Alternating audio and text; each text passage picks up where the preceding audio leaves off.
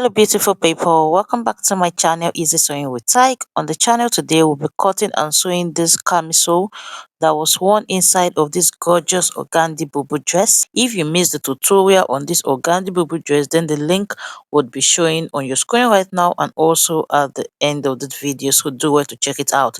So in that particular tutorial I asked if anyone would be interested in knowing how I made the camisole, and someone showed interest, hence the reason for this video today. This camisole, or inner as I will be referring to it mostly throughout this tutorial, it can be long, it can be short, it can have a tiny or a wide strap, but it is mostly free.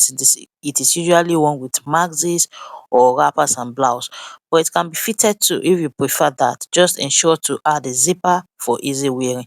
But the type I'll be making today is the type that you could see in the introduction, which is big, long, and with a wide strap. Now, to all returning subscribers and viewers, thank you for always coming back and engaging on my videos. If this is your first time here, my name is Taiwo and you're welcome. It's great to have you here. Be sure to watch to the end and don't forget to subscribe, give this video a thumbs up and share. You can leave your questions in the comment. Also, please stop skipping ads on my videos. Kindly watch the ads as it pops up. Now let's get started. I'm working with the satin fabric and I'm gonna need to fold it into four, as I will be cutting both the front and the back together. So I'll be exhausting the length of the fabric since I'm working with a long inner. Afterwards, I'll go ahead and mark out the chest line. The formula together will be showing on your screen. After which I'll go ahead and mark out the half length and the hip line and roll it across like this. Now on the chest line or on the armhole line, I'll go ahead and input the bust measurement divided by 4. The exact bust measurement divided by 4. Then I'll be adding 2 inch for the freeness. Then I'll go ahead and add 1 inch for the sewing allowance. So in total I added 3. So you don't want your allowance to be more than 2 because you don't want the inner to be too big. You just want it free enough to be easily worn. Alright, you don't want it to be extra big, so I usually add just 2 inches extra for the freeness. Now on the half length, you can go ahead and input the same measurement you have on the bust on that half length line, or you just subtract 1 inch like I did from the total measurement you have on the bust line and input it on that half length. Remember that this would not be having a zipper and you want it to be as free and comfortable as much as possible. Then on the hip line, I'll go ahead and divide the hip measurement divided by 4. Then I'll be adding the 2 inches for the freeness and the 1 inch for the sewing allowance. At the start point of the shoulder line that way, I'll go ahead and input the shoulder measurement divided by 2 minus 1. For example, if your shoulder measurement is 16, 16 divided by 2 is 8. What you want to have there is 7 inch, because you don't want this dropping or slipping off your shoulders at all, since a sleeve will not be attached to it. Then I'll just go ahead and connect it to the bust point using the armhole curve. And like I said earlier, a sleeve will not be attached to it, so you do not need to do any serious plotting of the armhole curve. Moving on to the neckline, I'll be cutting this neckline primarily to fit the type of neckline that we have on the organdy fabric, which is the asymmetric. So this neckline has to be deep and wide, and also it is usually advisable for your inners to have a wider neckline, so that you can even use it with multiple neckline, especially if the color of the inner is black or white, that is multifunctional, so you can use it on any inner.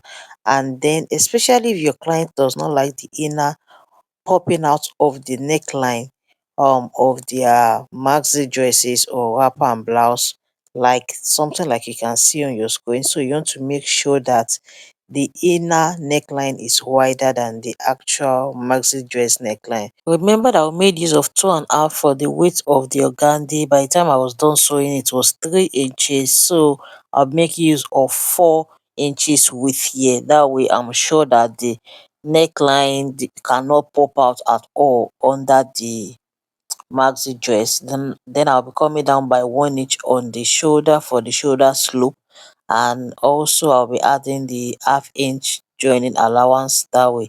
Now for the depth, I'll be working with 7 inches. Remember that one of the depth on the asymmetric neckline on the organdy was 6 inch. So I'll be working with 7 inch like this, and I'll be connecting it.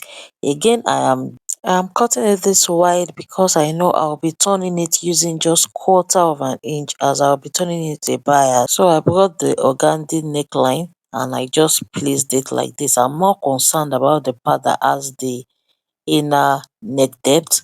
That's why that is the only place I'm placing on the um satin fabric. So I'm just going to cross check that way, and once I'm fine with what I have, I'll proceed to cut out the neckline. So I'll go ahead and cut out the neckline, the shoulder slope, the armhole, then extend what I have on the hip line all the way to the hem, and just cut it out. And this is what I have. Now we are done with cutting, it's time to move over to the sewing machine. Like I said earlier, I'll be turning the neckline and even the armhole with this bias, with the bias stripe, and I'll be sewing it with 1/4 inch like this. You want to place the right side of the bias on the right side of the fabric first, on the right side of the neckline, and sew it all the way.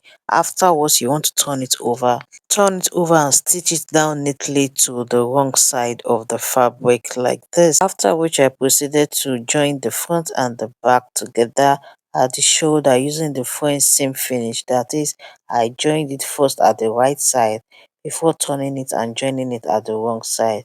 After which I just proceeded to finishing off the armhole neatly with the bias using the same process as I did for the front, for the neckline. Now this is what I have so far. Do not mind that it's a bit rumpled, it would be ironed out neatly after sewing. The next thing to do now is to join it together at the side using the allowance that you must have added, if it is 1 inch, if it is 1.2 or 1.5. I'll keep sewing, but I'm not going to sew this all the way to the hem line. I'll be stopping about 15 inches before the full length, or you just want to stop around the knee area. This is for easy movement. Again, remember this inner is usually worn mostly under bubus, maxi or wrapper, so you want to be able to move as freely as you would have in those maxi dresses, which is why it is advisable to have a slit at the side. Then I'll go ahead and fold the hem line before finishing off the slit area. Finishing off the slit is easy. You just want to fold over the excess fabric that you have there, the sewing allowance. You just want to fold it and stitch it down like this. And when you get to the apex of the slit, you want to turn it this way and just back stitch like once or twice to secure that place.